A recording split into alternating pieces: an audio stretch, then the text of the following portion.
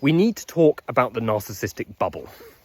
This is something which acts as a massive block towards one's evolution, simply because the narcissistic bubble acts as a perceptual filter that separates the individual from challenging experiences.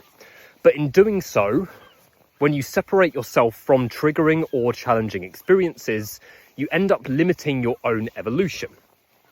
A narcissistic bubble often plays out when somebody has experienced a lot of trauma, so they have learnt to essentially create a bubble around themselves, a holographic singular identity, and therefore everything that they do in life is feeding this false sense of security and false sense of safety.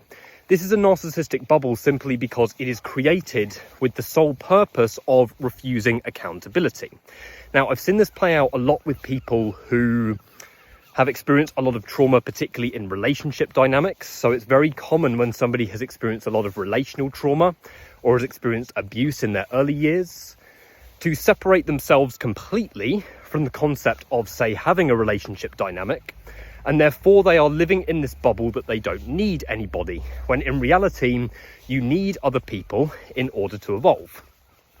Another example of how this plays out in the healing world and in the spiritual community is the constant striving for feeling good.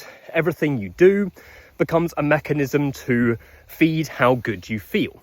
So many people fall into this trap. They fall into the trap of trying to feel good all of the time without acknowledging that real soul evolution comes from embracing the true spectrum of emotions, not by striving towards this singular state. So the narcissistic bubble is a massive problem and obstructs evolution simply because it is a predefined identity layer that is created to avoid triggers and therefore avoid ongoing evolution.